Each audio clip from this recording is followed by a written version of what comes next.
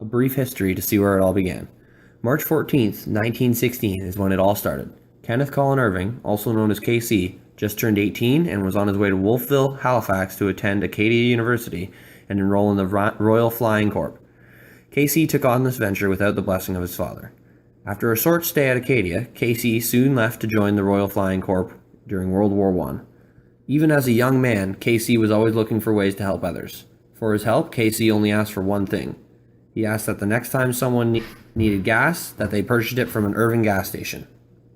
In 1920, Kenneth Irving was 24, and he came up with the philosophy that Irving business started with and still stands by today.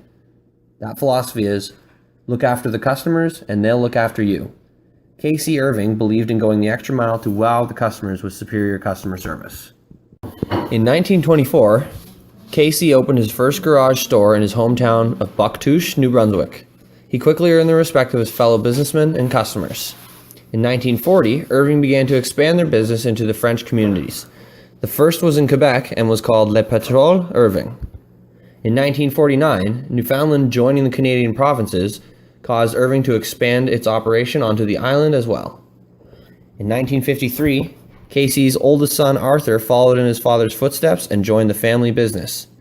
Many years down the road, in 1972, this could easily be the most important year in the life of Arthur Irving, as this was the year his father passed down the throne and Arthur took his father's position as president of all Irving operations. 7 years later, in 1979, Kenneth Colin Irving was one of the 6 original inductees into the Canadian Business Hall of Fame. As mentioned earlier, upon Kenneth Colin's death in 1992, the company was split up amongst his sons. Arthur took control of the Fort Reliance Company Limited, a holding company that held ownership of nearly all of Irving's fuel-related businesses. This company encompassed Irving Oil, Irving Energy, as well as their propane and aviation fuel sectors of the business. In addition to this, Arthur's business also owns 25% of Canaport LNG, a natural gas company, with the other portion being held by Repsol, YPF. A major asset in this company is the refinery, located in St. John, New Brunswick, and one of the largest in Canada. It was commissioned in 1960 and was built as a joint venture with the Standard Oil Company of California, or SoCal. Eventually, Irving bought out SoCal in the early 80s. The construction of the refinery was built with the expectation of expansions. These expansions taking place in 1971, 1974, and a $1.5 billion expansion in 2000 made the current refinery the largest in Canada, capable of producing more than 300,000 barrels of refined product per day. This sort of production warranted the construction of the first deepwater terminal in the Western Hemisphere, the Canaport.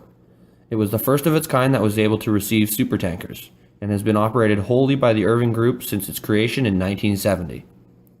Irving Energy has a very broad product mix, with hands in nearly everything related to powering the community.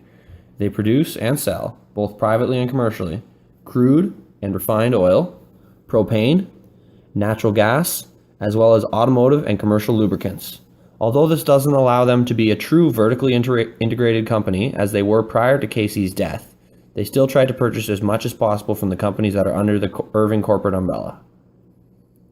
Irving's mission statement is, our purpose is to be the regional market leader in production, transporting, and marketing finished energy products, as well as offering complementary products and services to consumers.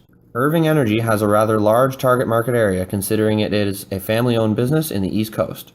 They provide their services to all of Atlantic Canada and is now dabbling in New England's energy provision.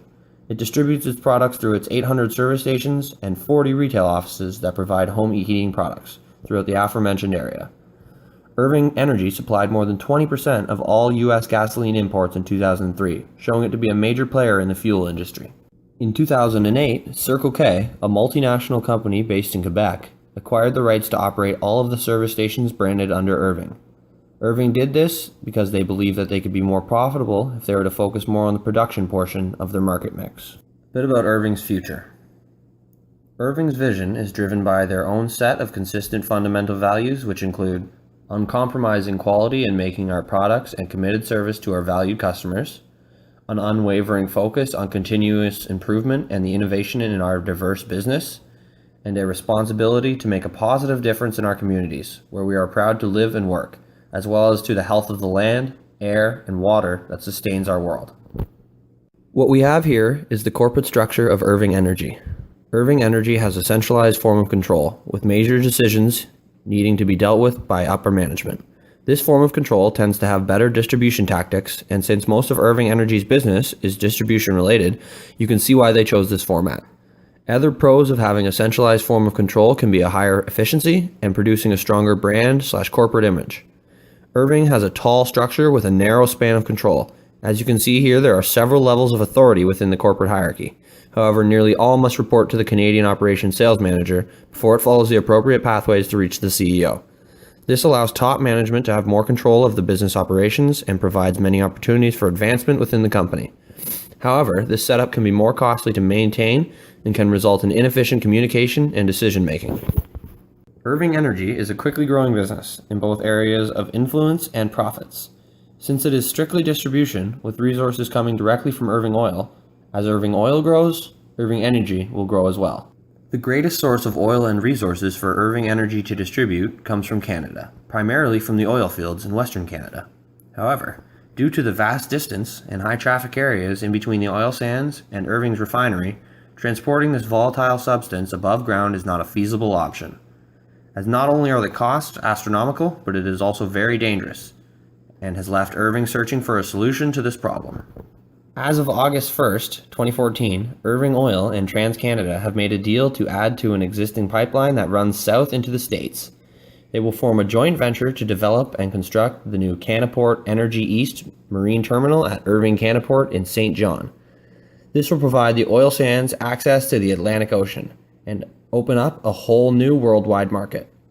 TransCanada has promised to help build this Canaport Energy East Marine Terminal in St. John right beside the original Irving compounds. This will result in a vast influx of crude oil for both Irving to refine and to distribute throughout their target area.